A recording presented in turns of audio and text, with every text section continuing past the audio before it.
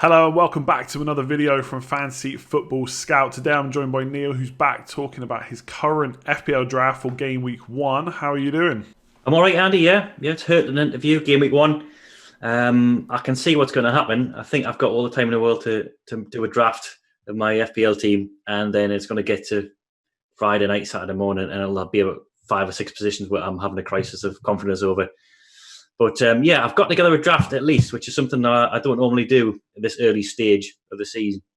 So we can talk through that now. I'm pretty settled on quite a number of the picks, but there's obviously a bit of room for manoeuvre if there's any injuries from the international break, for example, or the remaining friendlies, and of course COVID as well, which we've heard this morning. I think just before I've gone on air that Souček might be quarantining. I don't know if this has been confirmed yet, but that would put a spanner in the works of many a manager, I think, given that he's the budget option.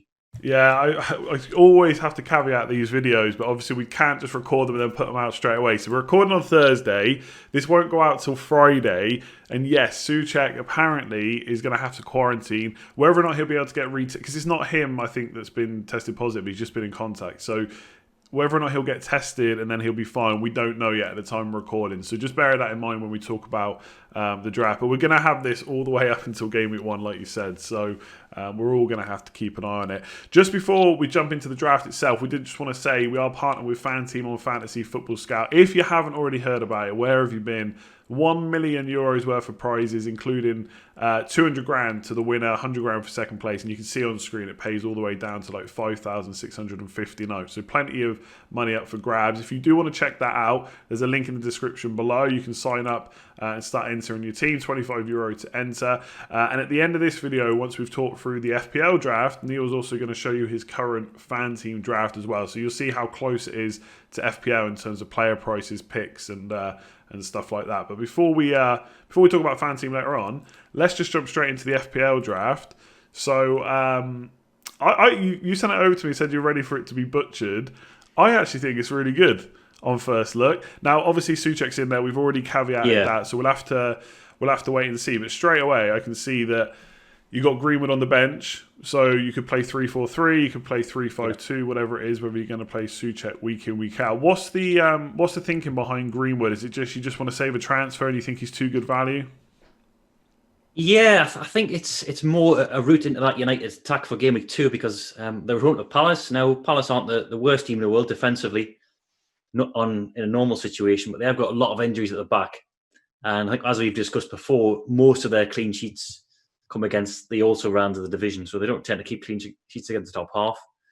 So I wanted a route into the Man United attack for game week 2, at least one, and he allows me to do that. But I can bench him in game week 1. He's cheap enough to do that to me to like afford a fairly competitive 11 in game week 1, and I'm sort of concerned about him long term because his stats were unsustainable in the running. He was keeping pace with Rashford and Martial and Fernandes for returns, in terms of tangible returns, goals and assists.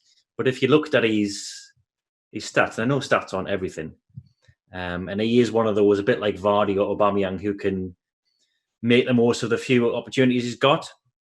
But having said that, you'd think long term, even his goal conversion rate would be unsustainable. It was really, really high. And I think his expected goal involvement was way, way down on the other 3 main players in that United attack. So I'm not sure he's a long-term pick, but he at least gives me a guaranteed, you'd think, unless they go and sign Sancho, a fairly nailed-ish route into that United attack for game week 2. How United incorporate Donny van de Beek, I'm not entirely sure, but I would have thought at first it'll be the bulk of the side that finished last season, beginning this time around. So yeah, that was my thinking there. He's obviously not as prohibitively priced as Rashford and Fernandes, who I would want longer term. I think one of those two. And as you'll see in a second, I've got Aubameyang in there, who's a bit of a placeholder, I suppose, for another premium option come game week 3, whether that be Fernandes or Rashford, whether that be De Bruyne or Sterling. I'll make a decision on that. But yeah, he's someone I can bring in for example, maybe Souček in game week 2, a like for like swap in midfield. one in, one out, because West Ham's fixtures turned very badly from game week 2 onwards. So Souček's position, if I can just get a game out of him in game week 1, will be bench for a fifth midfielder for the next 6 game weeks after this one. So that was my thinking there. He can come straight in for Souček in game week 2, and then we'll take it from there, I think. So if Souček's coming out, then you're essentially playing mostly a 4-4-2. At least that's the plan, I assume, right? Yeah, I mean, I'll have to think this through, because Antonio's in the same boat as Souček in that he's got pretty dismal fixtures after game week 1. But I do think he's a bit of an exception. I think he's someone who really, his stats were astonishing, not just towards the end of the season, but throughout the whole of the campaign. I think his minutes per expected goal involvement, if you pay attention to such a thing, was really, really high throughout the season. Now, of course, that is skewed by his contributions after lockdown, but I think he is capable of grabbing a goal against Arsenal, for example, possibly Wolves. Now, there is some tricky fixtures coming up after that, and I could make a sideways move to someone like Mitrovic, for example, at the same or similar price, save $500,000. But I really like the look of him in game week 1. And he's someone I wish I had. I pinpointed him out as a player to target towards the end of last season, and it's always been my problem, second guessing myself and following the crowd. Didn't bring him in, and he did bits, as they say. He ran riot in the running, and I had to watch as he racked up those mega hauls, including that one against Norwich. So yeah, I mean, I'm still not 100% on him. I think double West Ham looks a bit iffy, given their pretty awful fixtures, but he's such good value. This is the lowest price he's been in about 5 years after what he's done at the end of last season. Yes, he's going to lose points for goals and clean sheets, but West Ham don't keep that many clean sheets anyway. I think he only got 3 clean sheet points last season, Antonio, so I don't think that's a big downer. And then he's going to partly offset that by the bonus points, because you get more as a forward, generally speaking. And he's actually dropped in price as well. So I think he's the standout pick at that price point. I get that term, but there it is. Wood is someone I'm looking at as well. Maybe medium term, I could move to Wood or Mitrovic. But in terms of a game week 1 fixture, if it's just a short term punt you're after, then I look no further. Especially as Newcastle are, I think, short on defensive options themselves, possibly for game week 1. So I like the look of Antonio, and it's just a question of whether I see him as someone who can play throughout those fixtures, or someone I can move on straight away. Which is it's not a great way to start a season when you're booking in transfers already. And I've already mentioned moving Aubameyang on a game week 3, so that is something I'll have to think about over the coming week, whether I sacrifice his excellent game week 1 fixture and then maybe moving someone like Mitrovic for just a longer period of games. We'll see. Yeah, I've looked a lot at him myself. I did own him post lockdown, so he's incredible. I think if you just took fixtures out of it, then yeah, he definitely is the best 6.5. And I think he's so good potentially if he keeps playing up front that he could be kept through those tough fixtures rather than, like you said, booking in transfers. And I know a lot of people say, figures were skewed because that Norwich game, but as I keep saying to people, everyone got to play Norwich, so it's not like he was the only player. So we shouldn't just take stats out because he did well in a particular game. It's great that he was able to take all those chances. So I really like him. I mean, the double up isn't so bad, I guess. If you're just doing it for Newcastle, then you're going to take Souček out, so it's not the end of the world. Non-Greenwood. So by the time this video goes out, we'll have had another one with Simon, who talked about his stats and basically said that at the moment he's finishing higher than Messi levels. So he is going to regress. But on the flip side, I would say is he's very young, and if he is in that side full time, you'd hope he maybe gets some bigger chances closer to the goal, etc. And he is a good finisher. No one is saying he's better than Messi. Absolutely not. But you can see he's got the talent to do that. So I think he's still young and can improve. So 7.5, really good value. Talk to me, again, I always try and avoid the players that obviously, Trent Alexander-Arnold, we all know why he's in everyone's teams. Talk to me about Alli. Sell me Dele Alli, because I've looked at the numbers too, and I actually think they were I wasn't looking for an excuse to get him. I was just looking to see how he compared to Son. I actually thought they were quite good. I was a bit surprised by how well he did. So go on, sell us Dele Alli. Well, It's a bit of a gamble, admittedly, but again, it's his price. He's dropped to, again, his lowest price for a long time. I'm looking and I'm hoping that it's the Alli of pre-lockdown. So between game weeks 13 and 29, which is when Mourinho came in at game week 13, and then 29 was the final match before COVID stopped play. He was nearly an ever-present. There was one match where he dropped on the bench, if you remember, after that set 2 in the Champions League with Mourinho. I think he was possibly demoted as a disciplinary measure. But apart from that, I think he started every other game for Spurs before lockdown. Injuries and suspension then came into play afterwards. But while he was a regular in that period, he got more big chances than any other Premier League midfielder. So Salah, Mane, whoever you want to name, De Bruyne, Sterling, he was right up there for the stats. And he started really well. If you remember back in, when was it, November last year, when they started really well against, was it West Ham? They won away, and they had Son and Kane and Alli were all firing. Alli playing in that sort of role just off Kane behind the striker, and often getting in advance of Kane as well. So that's the Alli I hope turns up in game week 1. There's been positive signs in pre-season, if you can take much from that. I know sometimes they're not worth the paper they're written on, the scores when you see them coming through, but seems to be playing a bit of a role. Has grabbed a couple of assists and a goal so far against admittedly limited opposition. So it's just sussing out whether Mourinho is going to start the season with him, whether Lo Celso plays in that advanced role as he ended the season. So it was Son and Moura on the wings, Son occasionally playing centrally, Kane up top, and then Lo Celso was pushed forward into that role, which was normally Alli's before lockdown. So whether he moves Lo Celso back deeper alongside Højbjerg, the problem is they've got a lot of options in there, and they're also in Europa League action around the Premier League. So your hope would be that Mourinho bloods the likes of Lamela, Bergwijn, Winks, and all the other plethora of midfielders he's got at his disposal, Sessegnon, in the Europa League, and then concentrates on his first choice starting 11 in the top flight.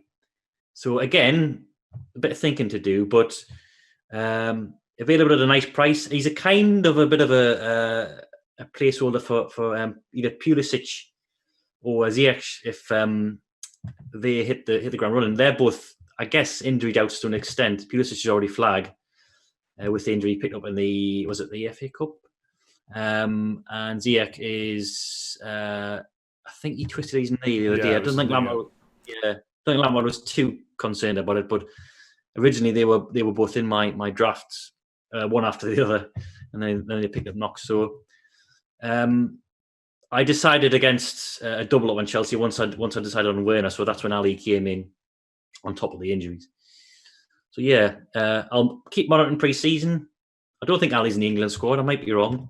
No, I don't think he is. No. So well, I think they've may have another pre-season friendly coming up, Spurs. So see what happens in that last one before making a decision. But it's Spurs fixtures as much as anything else. They're really decent. There's no one really who's got a clear run between now and sort of game week 7, 8. I think every single Premier League team meets another member of the Big Six in the first 6 game weeks. So there's no one got like a really clear run. But Spurs, I guess, are kind of one of the best of the rest. So Everton, Newcastle, West Ham, Brighton, all at home. That's decent by anyone's standards, I think. Not so clever away. I mean, Southampton were much improved. Man United, likewise. This is defensively I'm talking about. Burnley, we know how tight they are at the back. And then West Brom away after that. So their away matches don't bode well for too many attacking returns. But I do like the home fixtures. And as I say, there's no one's got a really clear run from now until like the November international break. So yeah, I think it's just that Mourinho doubt nagging in my mind, the fact that it's him. On the one hand, it's his second season, which, if that means anything now, it was traditionally his best campaign was his second year at the club. But we've seen the wheels rapidly fall off Mourinho bandwagons before when he's come in, had an initial impact, and then started to badmouth the players. And I do kind of worry about that. You're only kind of 1 or 2 bad performances away from a complete implosion at Spurs. So, yeah, I'm slightly concerned about that. But he's in there for now. And he's easily move-onable at that price, I think, to someone like Pulisic. I quite like it. I mean, obviously they got a lot of players at their disposal now, Spurs, so they could, they could easily bench him and play someone else, but I don't think they will. I feel like he will be in the first 11 at the start. Obviously, that might change if he's not playing to the best of his ability or whatever. But yeah, I think the numbers are quite good. I mean, in terms of £8 million midfielders, you kind of hit the nail on the head. Pulisic, I think 8.5 would be in a lot of people's teams if he was fully fit. So obviously he's being overlooked for good reason right now. And then it's just Ziyech, and I kind of agree. Like, I really like Chelsea's opening fixture, like kind of first 4 to 6. But Brighton away, Liverpool at home is maybe not where you need a double up. So I think Ali's a pretty good alternative to someone like Ziyech. You've also got Doherty as well. So there's been a lot of talk about him since he moved. Do you think he can be as good as he is at Wolves? Do you think he can be that same Doherty? I'm not sure. It may be a slightly tweaked Doherty. We'll have to wait and see how he incorporates it. But as has been widely discussed already, and many people have discussed this already, Top Marks did a good article on our site. Spurs under Mourinho have targeted their right-hand side for attack. So we saw Aurier getting forward a lot. Obviously, that was playing more to his strengths. But Davies took it inside to form a three-man central defence, Davies being the left-back. And then right-back, who was almost always Aurier, bombing forward, almost as like a sort of a winger with the right side of the midfielder tucking inside a bit. So Doherty does seem to be in that kind of mould. We know him. He's come to the fore because of his attacking threat. And I'm sure that's why Mourinho's targeted him, because he's that role at Spurs, even though it looks like a right back on paper in terms of in part of a back four, is essentially a wing back, which is what Doherty was playing as Wolves, because they push so far forward down that right. So yeah, I think it remains to be seen whether he can be quite the same goal threat, because his attacking menace was based upon him underlapping the likes of Traore and getting into the sort of 6-yard box areas. Whether he'll be allowed to do that with Spurs, maybe he will, or whether he'll be a bit more like Aurier and overlap more. So he might get more assists than goals, for example. He might start crossing more rather than shooting, which obviously costs him a couple of points. But I think on top of that, it's Spurs' defence. So wasn't particularly strong at first under Mourinho. We've come to associate him with kind of pragmatic, tedious teams who can keep clean sheets first and then do little else in attack. But there was few, I think, when he first came in. There were just signs at the end of last season that it was starting to get there. I don't know how much you can read in a post-lockdown results, and because some teams are on the beach and fixtures were coming so thick and fast. But I think they kept 4 clean sheets in the last 8 game weeks, which was decent. And Mourinho's starting to sort of cultivate his first choice defence. Lloris is back. He had a spell on the sidelines. He was the best keeper last season for save percentage and expected goals prevented. So that's a big boost. They're probably not going to be playing Aurier. So that's a big boost defensively, because he's very suspect at the back. They've got Davies back from injury. He had a long spell on the sidelines as well. And as Mourinho said before, he's very crucial to the way Spurs play. They've moved on Vertonghen, who I think's legs are long gone. Dyer seems to be someone who Mourinho now trusts at the back.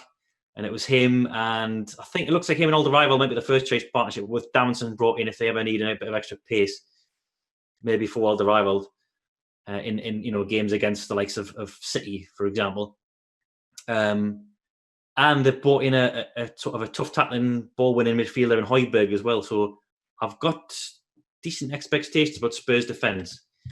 I think more so than what we saw last season under Mourinho. I think they could keep a few more clean sheets. I don't think it's going to be like Liverpool 2018-19 levels, or like 20 plus clean sheets. It might not even be as good as Wolves. Wolves might surpass Spurs for clean sheets, but I think in this fixture run, especially the first 8 game weeks, the teams who aren't renowned for scoring goals, the likes of Burnley, Newcastle, West Brom, I think will struggle for goals this year. Brighton might be capable of grabbing a goal, but they don't often put teams to the sword. So I think there's enough clean sheets there in the first 8 game weeks to warrant consideration. And on top of that, he's hopefully still going to offer that attacking threat, one way or the other, that he did at Wolves. But I guess it remains to be seen. We won't know until we've seen him in competitive action for Spurs how Mourinho harnesses his attacking threat, whether he is going to be tasked with more of a touchline hug and roll, or whether he's still going to be getting into the 6-yard box, which we all hope. Yeah, it'd be nice. I think you've pretty much nailed it. I feel like more assists, probably less goals, but there is also now playing in a team that probably is, on paper at least, a little bit worse defensively than Wolves, but perhaps a bit better in terms of scoring goals. So yeah, it could balance out. Whether he's going to be exactly the same player, I don't know. But I actually quite like him as an option, and I also like what you've done. Probably because this is how my current draft is, where you've basically lined up with him. You could argue lined up with him instead of a £6 million forward for now. Yeah, Just we'll touch on a couple of the cheaper players.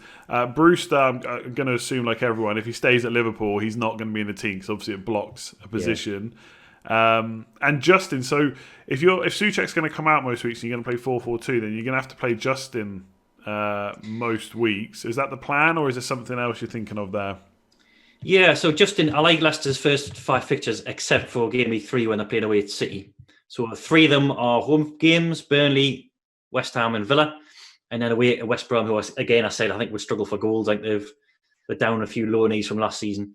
My concern about Leicester, and I may still change Justin, is that they are injury ravaged at the back at the moment, and suspension affected as well. So Evans is banned, I think, for the first 3 games. Pereira, of course, who's Justin is deputising for. I think he's out till October. And they've lost Chilwell as well, who I think might have even missed the start of the season regardless with that heel problem. So their back 4, if it is a back 4 and not a wing back system, which is what they played at the end of the season, would be something like Justin, maybe Morgan, although he got injured in pre-season, Soyuncu and Thomas, which doesn't really put a lot of hope in my heart for clean sheets. So I'm looking more fixtures over personnel at the moment for Leicester, so that might change. I think if Burnley were playing game week 1, it would have been Charlie Taylor, but yeah, I'll have to see who they recruit if they get someone else in the next week and a half. If Morgan makes a recovery, if they bolster the ranks, how they're setting up, if it's a wing back system, if indeed he's fit, because he makes a difference.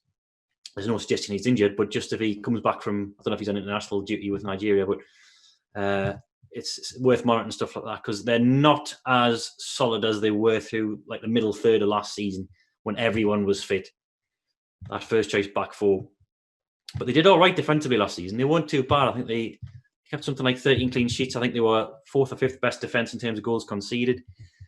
So they were one of the better teams from outside of Liverpool. It's just whether they've got the personnel for game week 1, and that still might change in my team, which is a shame because I do like those fixtures. 3 of them at home, as I say, and the other one being West Brom away. And by game week 3, I think I'd be in a position to maybe go with 3 defenders, or even move Justin on. Like I'll have Vinagre, who we'll discuss in a second. If we're hoping he's still an option, he'll be at West Ham. Liverpool will be Alexander-Arnold won't be going anywhere. He's a permanent fixture. Tottenham will be home to Newcastle, so Doherty's definitely playing that week. So yeah, that would be the week I could bench him away at Man City, providing I didn't mind playing Souček at home to Wolves, which I don't think is too bad a game. Here's your solution: Struijk, 4 million defender. Probably not likely to play, which I think you already know as well. Tyreek Mitchell from Crystal Palace. Yeah. You play him game week 1, and you swap Justin to Taylor on your bench for game week 1. Then you got Taylor from game week 2 onwards. Burnley defence, job done. I totally forgot about that because Mitchell's in my fan team squad. We'll discuss that later on. And yeah, purely whatever his name is, how do you pronounce it? Struijk. I'm calling him Struijk, but I'm hoping he won't play, so we don't have to talk about it for the rest of the season. So I'm not 100% on that. He was purely bench fodder because I think I set this draft up last week when Leeds hadn't signed a centre back. So it was either going to be Aylan moving to centre half, or this guy here, this 4 million defender, dropping back into centre half. So I was just monitoring pre-season to see if he played. But yeah, I'll be shifting him on to what I hope would be a playing 4 million defender. And you've hit the nail on the head there, Mitchell. With Van Arnold out, that makes my job a lot easier for shifting. If you can have 5 defenders, 3 of whom are in the budget bracket, and Palace have got some decent home games, 1, 3, and 5, and 8, then he's another option. He can come in in game week 4, so game week 3, for example, when Justin's away at Man City. So yeah, I forgot to even. I knew he was on my hit list. I just forgot to update it because I'd been doing That's what I'm here for. I'm glad I could help. We'll lead the rest of the team only because I think we've discussed Vinagre to death. I think at this point, as long as they don't sign a left back, we know he's going to be good. Aubameyang, Salah, Trent, etc. Let's like I said earlier. Let's talk about your fan team draft as well, just quickly. Okay. Before we end this one, so. As we said, partnered with fan team, €1 million on offer. So the thing I think everyone loves about it is it's very similar to FPL in terms of the point scoring and stuff like that. Me and Neale did like an introduction to fan team video, which I'll link in the description below if you want to go and check it out. We go through like the scoring system, some of the player prices as well. And some of the player prices are different, but in terms of how it works, picking your squad and stuff, it's very easy for FPL players to kind of pick it up. So if you do want to check it out, there's a link in the description below, and you'll see on screen where some of the differences lie. So like Fernandes, for example, Vardy are a little bit more expensive, but then Vinagre is only 4 million in this rather than 4.5 million. So you get those kind of price differences as well. So I guess some of the players are similar. That's basically what I've done with my fan team draft. I've pretty much copied my FPL draft over and then changed and just tweaked a few players because, like I said, not all the prices are different. I think the ones that really stood out to me were the cheap midfielders in FPL, like St. Maximin and Saka, are much more expensive in fan teams, so it was harder to fit them in. But you can get Souček for 4.5 million, which is ridiculous. Let's just talk about a few of the picks. So Lloris, for example, he's probably a much better pick in this than... I mean, it's not that he's a bad pick in FPL, but a much better pick in fan team, right? Yeah, exactly. So I wrote an article about this at, was it the weekend, I think it was, about goalkeepers and fan team. And I can't remember the last time in FPL I started with a 5 million goalkeeper at the beginning of a season. I think it's always been 4.5 for at least the last decade. It's worth spending a bit more money in fan team. Not that I'm an expert, but looking at the rules, looking at how the points are scored, I think every goalkeeper in fan team last season, I think to a man, outscored what they did in FPL by quite some margin in a lot of cases. So whereas your budget shot stoppers in FPL can often compete with the bigger keepers in FPL for value because they rack up lots of save points, I think it's worth a bit extra outlay in fan team. For starters, you get a winning bonus. So instead of bonus points, which goalkeepers tend not to get too many of unless you're Pope, you don't get bonus points as you would in FPL, so there's no bonus point system. But what you do get is a winning bonus if you're on the pitch when your team is in front. So you'll see, if you look at fan team scores from last season, Edison and Alisson massively outscored what they did in FPL, I think by around about 30 or 40 points. So they were right up there. I think Alisson's points per match last season in fan team was better than Robertson's, was better than Van Dijk's. Wow. That just gives you, gets you an indication of how you need to consider these premium goalkeepers in fan team as much as you do the defenders. Now, I've gone with Lloris, who's kind of a halfway house, because saves are still important because rather than getting points in multiples of 3 saves, you get a point or half a point for every save you made. So I'll give you an example. If Pope made 5 saves in FPL, he'd get 1 point. If he made the same in fan team, he'd get 2.5 points. So there's a bit of difference. Obviously, it doesn't seem like a lot, but over the course of a season, that really adds up. So, I think, as I said, all the goalkeepers exceeded their FPL scores last season in fan team. Lloris had the best points per match of any goalkeeper in fan team last season, partly because he was injured. That's why he didn't register high on the total points list, but he combines the clean sheet potential, as I mentioned earlier, with those new additions like Højbjerg, Oriel even. And as I said earlier, his save percentage and his XGP last season were the best in the Premier League. So if he can combine saves with points and winning bonus in those good fixtures, which Spurs do have in the first 8 game weeks, then he's my set and forget keeper for now. I think 5 million, which is cheaper than he is in FPL. I think that's a great price, and that's why I don't have Doherty in this, because Doherty's he's slightly more, 6.5, but I wasn't going to double up on Spurs defence, and I think it's a bit of a domino effect, really. I know a lot of the FPL team sort of moves across from FPL to fan team, but as soon as you make one change to your team, it kind of has a bit of a ripple effect. And that's why Doherty's not in there and Lloris is. So I do think he can compete. score-wise. So yeah, that was my thinking. And you notice on the bench as well, Darlow at 4 million, which is what he should have been in FPL, let's be honest. That's a great option to have as an emergency. Dubravka will be back, but I shouldn't need to call upon him unless Spurs have a cancellation. But at least I know there's a playing goalkeeper there if I do need him in the first few game weeks of the season, at least. Yeah, I should say, obviously, it is very similar to FPL, but not quite the same, but it has to be like that. I mean, there's 200 grand up for grabs for whoever wins, so it can't be as easy as just literally changing your team over.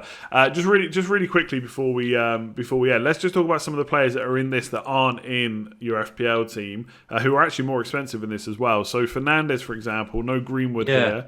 What's the thinking there? Well, it was a bit of... Again, a bit of a domino effect, really, because I don't have Aubameyang in this. Aubameyang's a forward in fan team. So he's someone I have in my FPL draft almost as like a price point holder for like De Bruyne or Fernandes. Fernandes is someone who obviously I want in game week 2 onwards. Greenwood is the person I've got in FPL.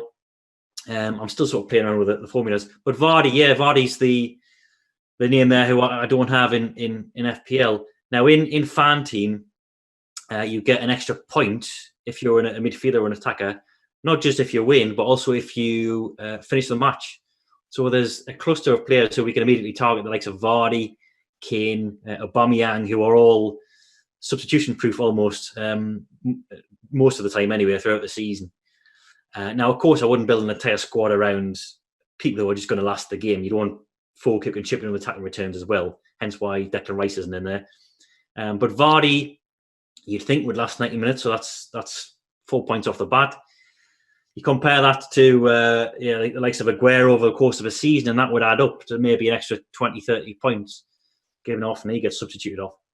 So yeah, I like Leicester's fixtures, as we discussed earlier with James Justin. Vardy, who was traditionally a bit of a giant slayer, in the Premier League, has turned into a bit of a flat track bully. But last season, I think around about 75% of his attacking returns came against teams 10th or below, and Leicester's got 4 of those teams in the first 5 game weeks. So yeah, I'm still fiddling around. There probably will be a lot of players tallying up. I'm trying to think of a reason why I did go with Fernandes over Greenwood. I think it's purely because I didn't have Aubameyang in there. So I could afford a bit of a pricier midfielder on my bench rather than Greenwood, because that is ultimately who I'd want in both games. I think Fernandes or Rashford. But again, the problem in fan teams is Rashford's a forward along with Martial. So yeah, it's hard. There's a few different tweaks, a bit like the Sky game. There's a few different player classifications, so there will be modifications needed when you're transferring your team across. But as you can see, like Salah, Souček, Trent, Antonio, Ali, there are a lot of crossovers. Vinagre as well, with a few exceptions here and there. Good stuff. Well, look, if anyone wants to check that out, links in the description below. Like I said, go and convert your FPL team over and then make the small tweaks that you want to as well. So yeah, thanks very much, Neale, for coming on. Just wanted to quickly say before we jump off as well, we do have our members offer currently still on. So it's £17.50. It's been extended for a few days. I can't remember. Do you know the exact date it's been extended to? Yes, so it goes up on Monday. So Monday the 7th of September, it'll rise to $19.99 a year. So get in now. So if you're interested, again, there's a link for that as well in the description below. Get in before Monday. It's £17.50 for the whole year, rather than $19.99, which it will go up to before or after Monday, obviously, before the season goes. But only 9 days left of tinkering. So thanks very much, Neale, for coming on and sharing those drafts. Thanks, Andy. Thanks for having me on. And we will be back again soon with another video. And obviously, we'll have all the normal content next week. So Captaincy, Scoutcast's back. Team News will be there as well. So if you haven't already hit subscribe, make sure you do. If you enjoyed the video, hit like. And we'll catch you again soon.